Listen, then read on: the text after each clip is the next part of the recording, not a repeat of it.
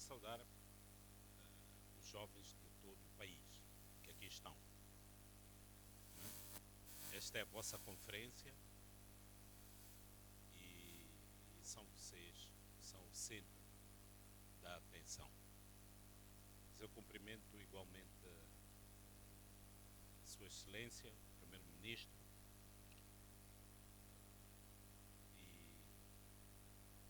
e por seu intermédio todas as restantes excelências que aqui estão e o nosso, em particular, o nosso, eu creio que ainda é jovem, não é? O jovem Vitua, o argentino, por nos colocar aqui presentes no dia de hoje. Eu me estruturei para falar-vos em 3 tópicos principais, 4 no final, mas o que seria importante para começarmos era recordar a todos que hoje é 18 de julho e é o Dia Internacional de Mandela. Mandela completaria hoje 106 anos. Ele continua sendo uma das grandes referências que nós temos no continente e no mundo. Eu tive a oportunidade de ler muitos dos livros escritos sobre Mandela e um deles, que é o Talking to Myself, ser uma das obras que realmente nos traz de volta à juventude, ao espírito dos jovens e como são os jovens que são o motor principal de qualquer sociedade. No início eu queria apenas fazer-vos alguma referência em relação a alguns estereotipos que nós temos sobre as diferentes gerações. Chegamos em 1975, à independência, e quem fez a independência, quem fez o primeiro governo de Moçambique,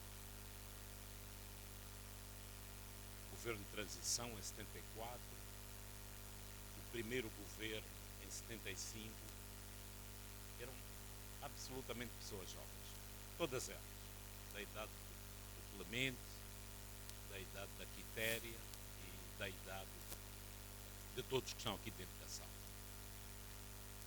E amadureceram fazendo políticas públicas, entendendo. Está difícil, não é?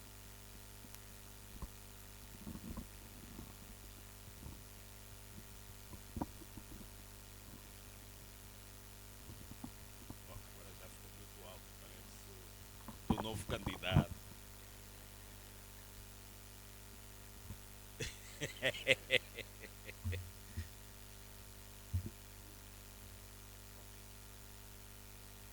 E eu preciso dar uma distância do microfone, senão vou mastigá-lo.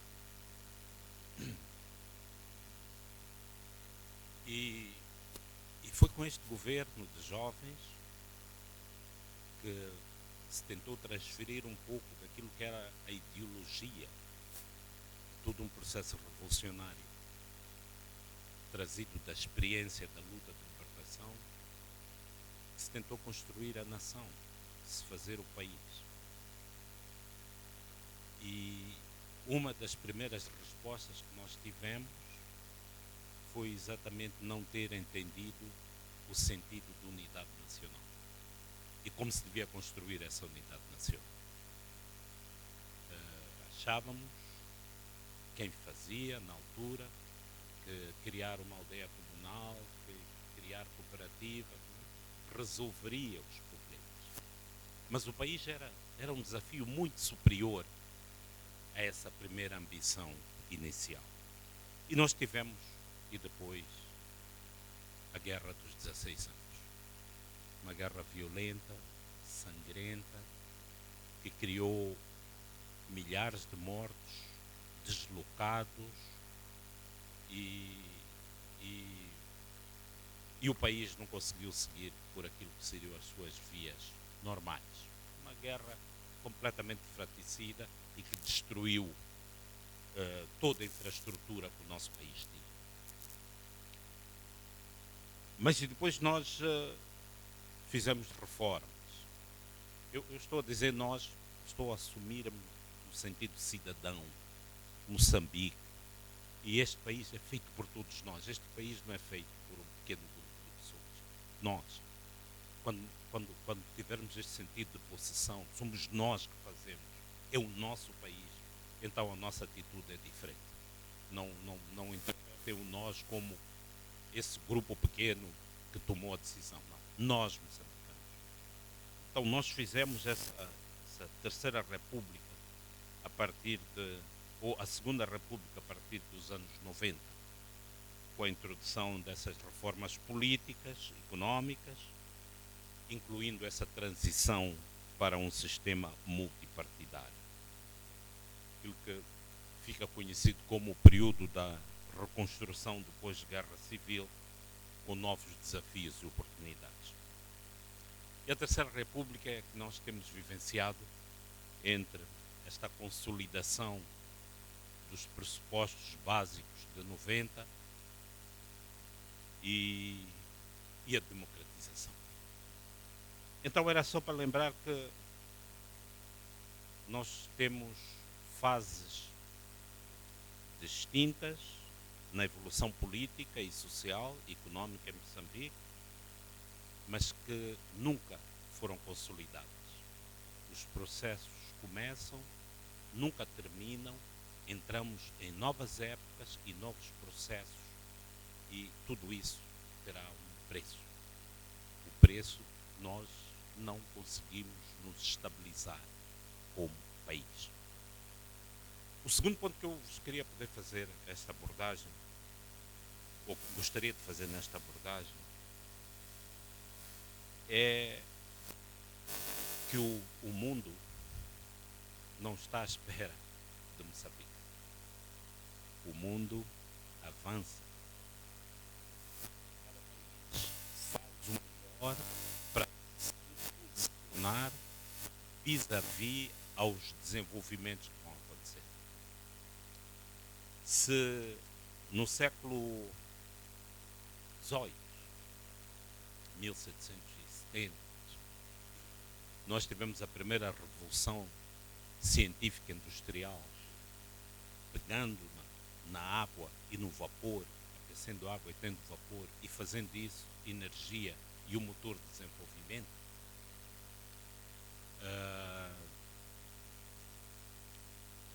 Os países todos se preocuparam em seguir essa tendência e essas tecnologias.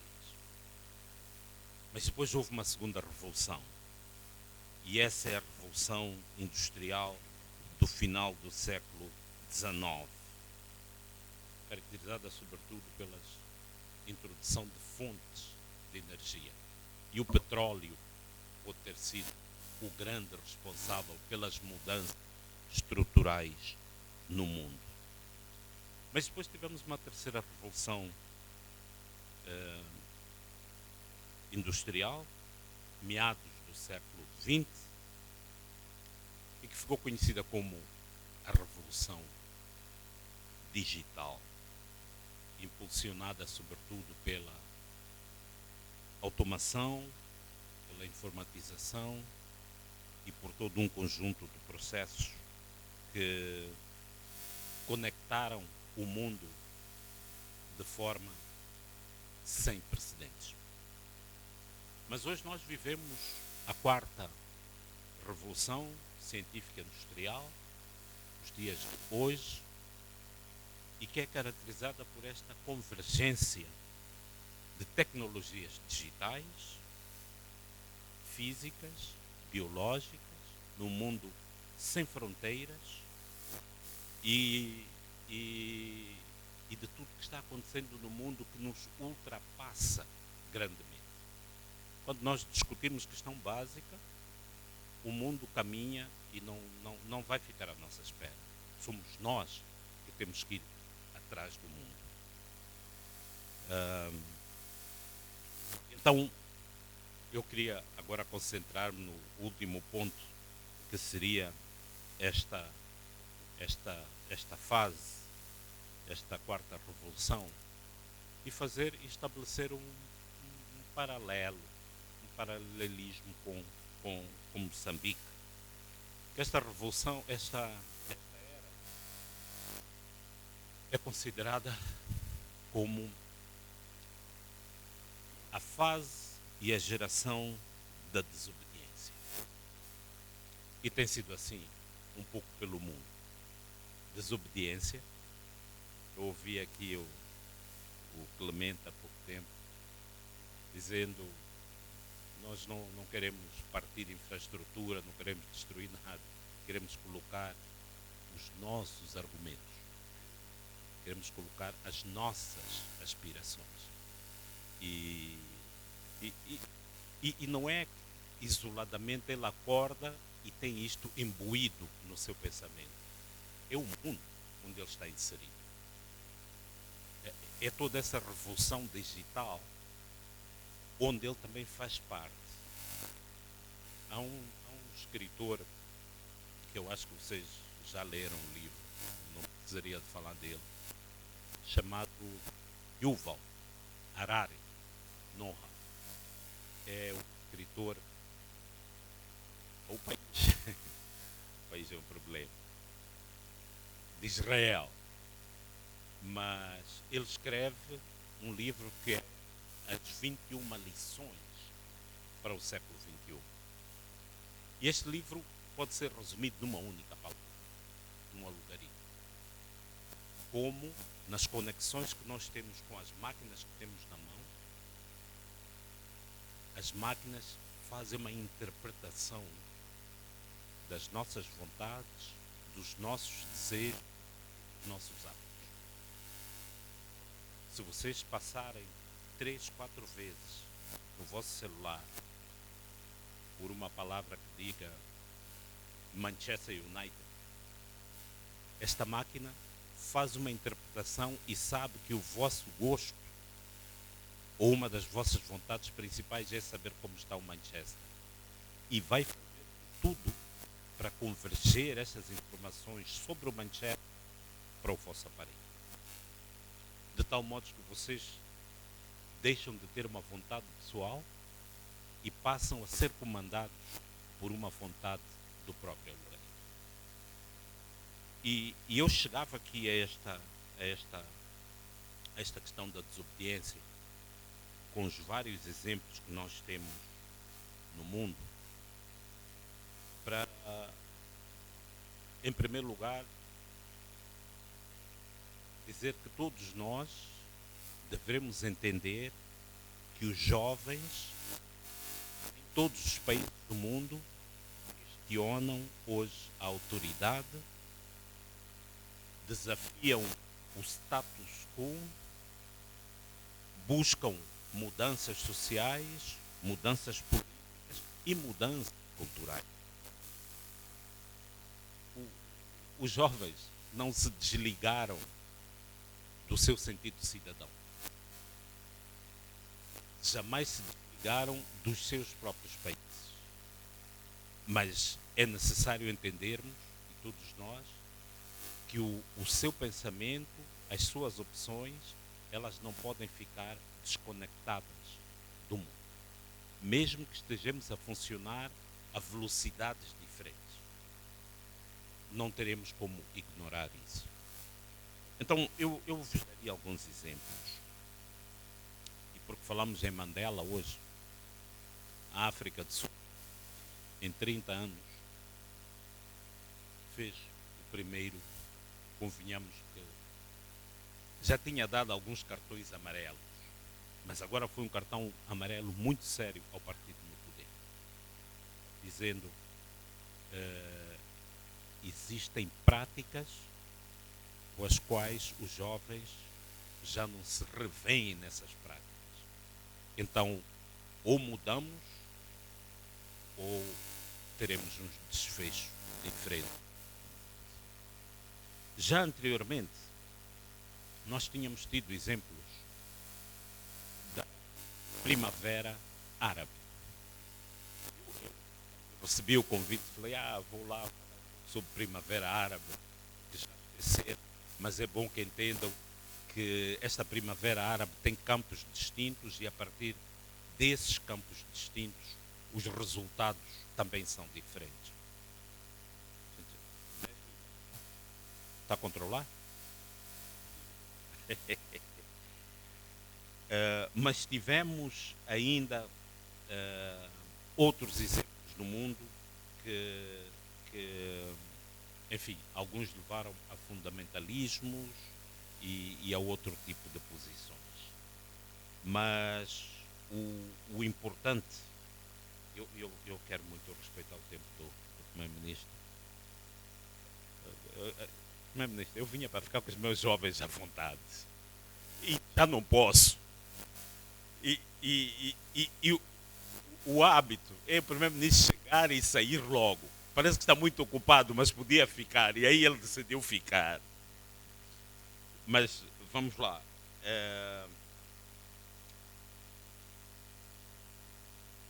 É preciso que toda a esfera e a estrutura política do país entenda que o potencial dos jovens é de serem os agentes da mudança nesta era de desobediência.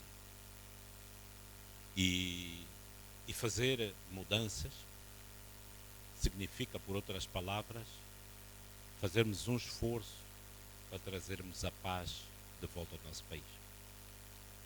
Mas, o diretor da diaconia dizia: se nós tivéssemos paz, não precisaríamos sentar aqui para falar sobre paz.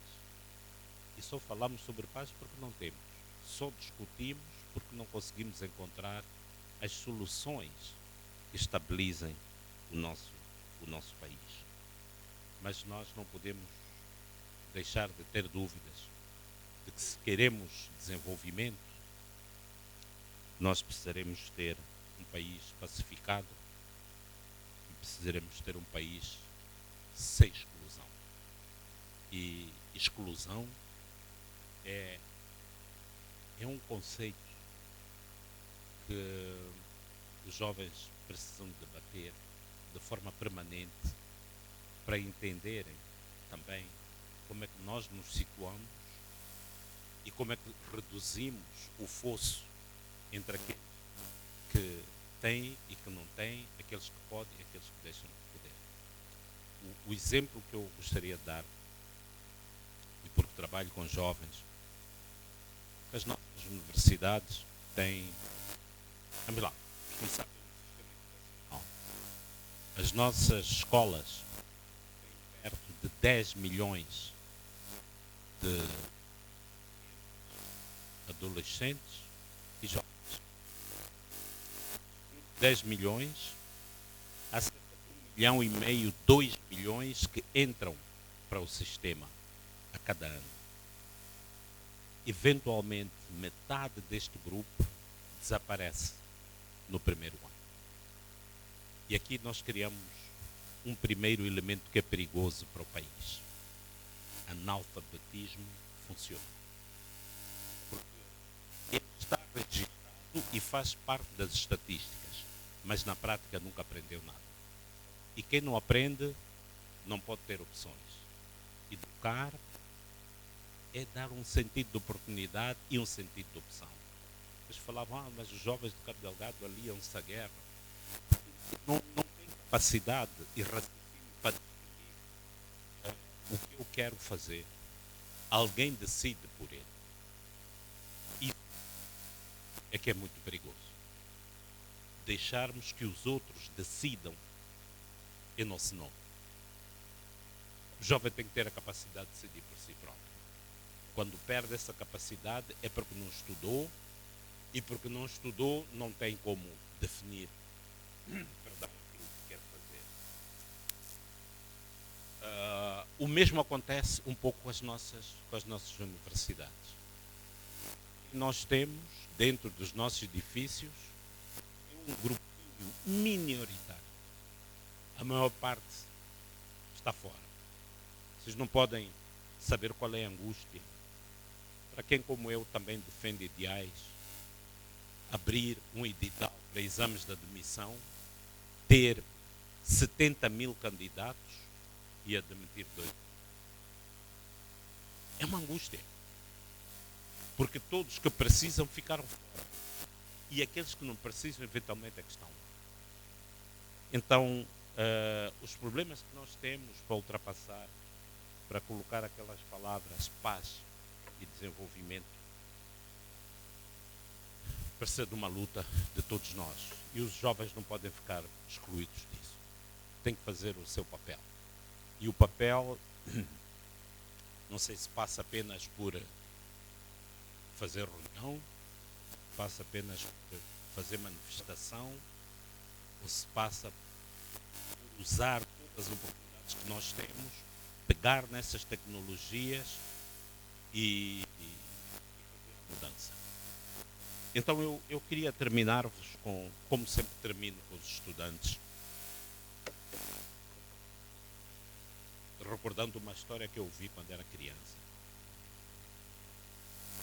Quando era criança eu escutava muitas histórias, as mesmas que eventualmente o primeiro-ministro me contou.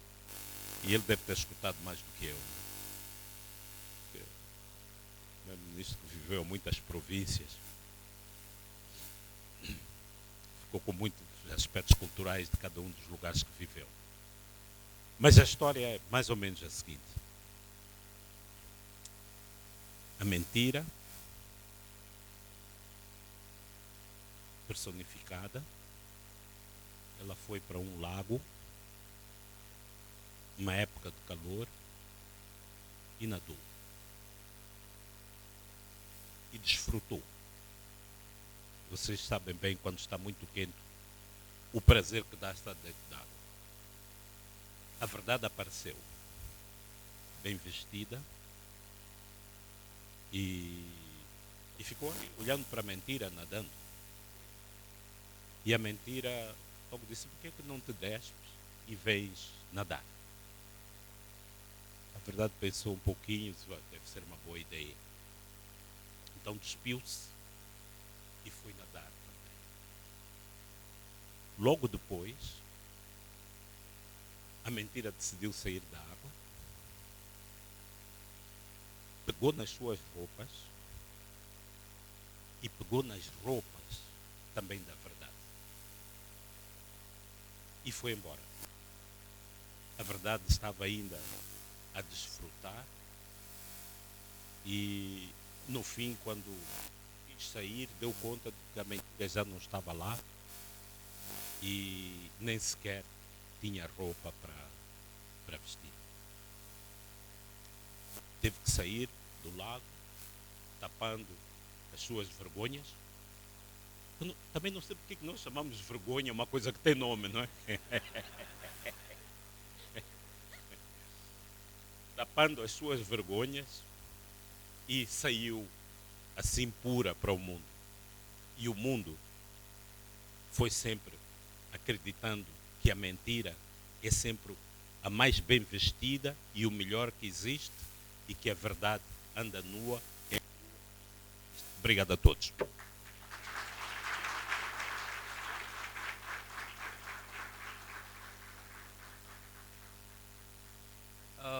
Muito obrigado, Sua Excelência, Dr. Jorge Ferrão. Devo confessar